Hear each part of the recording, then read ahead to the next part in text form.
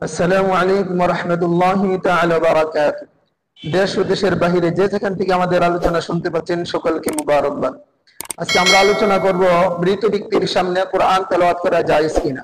একজনকে প্রশ্ন করা হয়েছে মৃত ব্যক্তির সামনে কোরআন তেলাওয়াত করা জায়েজ কিনা। উনি উত্তর দিয়েছেন কোরআন মৃত ব্যক্তির জন্য নয়, মৃত ব্যক্তির সামনে কোরআন তেলাওয়াত করা জায়েজ না, তিনি সেই ফতোয়া দিয়েছেন। কোন কোরআন মৃত ব্যক্তির পাশে বসে কোরআন তেলাওয়াত করার বিধান কি?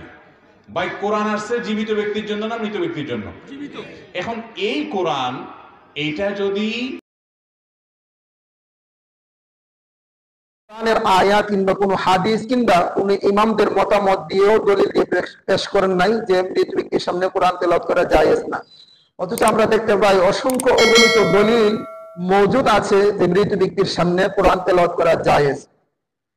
আসল কথা হচ্ছে তাদের মূল উদ্দেশ্য হচ্ছে আমার নবী আকরাম সাল্লাল্লাহু আলাইহি ওয়াসাল্লাম আর হাদিসকে গোপন করে, রাসূলুল্লাহ সাল্লাল্লাহু আলাইহি ওয়াসাল্লাম আর সুন্নতকে দাফন করে তাওহীদ ও রিসালাত দুই স্লোগানের একটি স্লোগান, রিসালাতের স্লোগানকে তারা দূরে সরিয়ে মুমিনের অন্তরে ইশকে মুহাব্বত, ইশকে রাসূল সাল্লাল্লাহু আলাইহি ওয়াসাল্লামকে তারা দূরে সরিয়ে আমাদের এই দেশের মধ্যে আব্দুল ওয়াহাব মসজিদের আকীদা প্রতিষ্ঠিত করে, এটি আসল তাদের মূল উদ্দেশ্য। অন্যথায় এত হাদিসগুলা থাকা সত্ত্বেও তিনি কিভাবে দলিল ছাড়া কথা বললেন? আমরা দেখি যে মৃত ব্যক্তির সামনে কোরআন তেলাওয়াত জায়েজ কিনা। সর্বপ্রথম আমরা দেখি আবু দাউদ শরীফ, আবু দাউদ শরীফের 445 নম্বর পৃষ্ঠা, হাদিস নাম্বার হচ্ছে 2121 নম্বর হাদিস। হাদিস হচ্ছে عن معقل بن يسار رضي الله تعالى عنه قال قال رسول الله صلى الله عليه وسلم اقرأوا ياسين على موتاكم। হযরত মাকাল ইবনে ইয়াসার রাদিয়াল্লাহু তাআলা আনহু থেকে বর্ণিত, রাসূলুল্লাহ সাল্লাল্লাহু আলাইহি ওয়াসাল্লাম বলেছেন, তোমরা মৃত ব্যক্তির সামনে, মৃত ব্যক্তির কাছে উপস্থিত হয়ে সূরা ইয়াসিন তেলাওয়াত করো। তাহলে বোঝা গেল মৃত ব্যক্তির সামনে কোরআন তেলাওয়াত করাটা জায়েজ। জায়েজ কি জায়েজ না, সে করে কোরআন তেলাওয়াত করা জায়েজ, ফরজ, ওয়াজিব, সেই ব্যাপারে আমরা যদি দেখতে পাই ফতোয়ার কিতাবে সেই সিদ্ধান্ত দেওয়া হয়েছে। কিভাবে দেওয়া হয়েছে? তাবিয়ুনুল হাকায়েকের মধ্যে একম খণ্ড 154 নম্বর পৃষ্ঠা, বাহরুর রায়াতের দ্বিতীয় খণ্ড 273 নম্বর পৃষ্ঠা এবং ফতোয়া আলমগীরের একম খণ্ড 173 নম্বর পৃষ্ঠার মধ্যে আছে ওয়াইস্তাহাব্বু কিরাআতু সূরাতু ইয়াসিন ইনদাহু, অর্থাৎ মৃত ব্যক্তির সামনে সূরা ইয়াসিন তেলাওয়াত করা এটা হচ্ছে মুস্তাহাব। তিনি মুস্তাহাব বিষয়কে এত দলিল থাকা সত্ত্বেও তিনি তার ব্যক্তিগত মতামত পেশ করেছেন, একটি দলিল দিয়ে তিনি কথা বলেন নাই।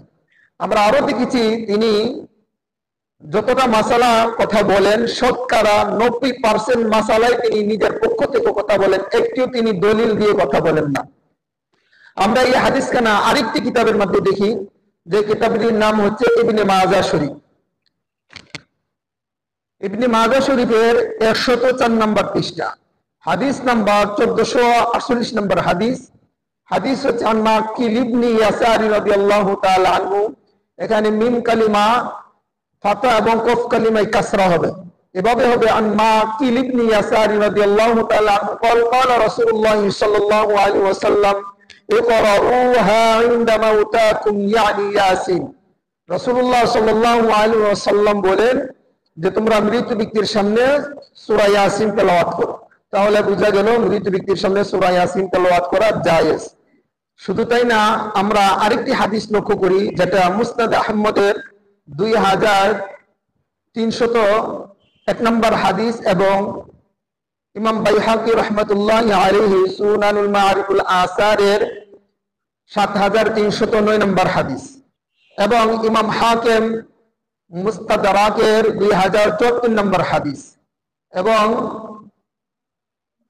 ইমাম বুখারী রাহমাতুল্লাহি আলাইহির উস্তাদ মুসান্নাফ ইবনে আবি শাইবার হাদিস নাম্বার হচ্ছে 10853 নম্বর হাদিস এবং কাজী শৌকানী রাহমাতুল্লাহি আলাইহি তার কিতাব নাইলুল আওতারের 1369 নম্বর হাদিস এবং মিশকাতের সূরা মিরকাতের 1622 নম্বর হাদিস।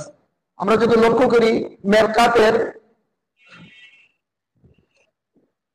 সেটা হচ্ছে মেশকাতের সূরা মেরকাত, মেরকাতের 1622 নম্বর হাদিস। হাদিস হচ্ছে عن أبي الدرداء رضي الله تعالى عنه قال قال رسول الله صلى الله عليه وسلم ما من ميت يموت فيقرأ عنده ياسين إلا هون الله عليه। প্রখ্যাত সাহাবী হযরত আবু দারদা রাদিয়াল্লাহু তাআলা আনহু থেকে বর্ণিত, তিনি বলেন যে রাসূলুল্লাহ সাল্লাল্লাহু আলাইহি ওয়াসাল্লাম বলেছেন যে মৃত ব্যক্তির সামনে সূরা ইয়াসিন তেলাওয়াত করলে অর্থাৎ কোরআন তেলাওয়াত করলে আল্লাহ পাক রব্বুল আলামিন তার কবরের আযাবকে সহজ করে দেয়। সুবহানাল্লাহ। তাহলে বোঝা গেল যে মৃত ব্যক্তির সামনে কোরআন তেলাওয়াত করা জায়েজ। আল্লাহ সুবহানাহু ওয়া তাআলা আমাদেরকে কোরআন এবং সুন্নাহ মোতাবেক চলার তৌফিক দান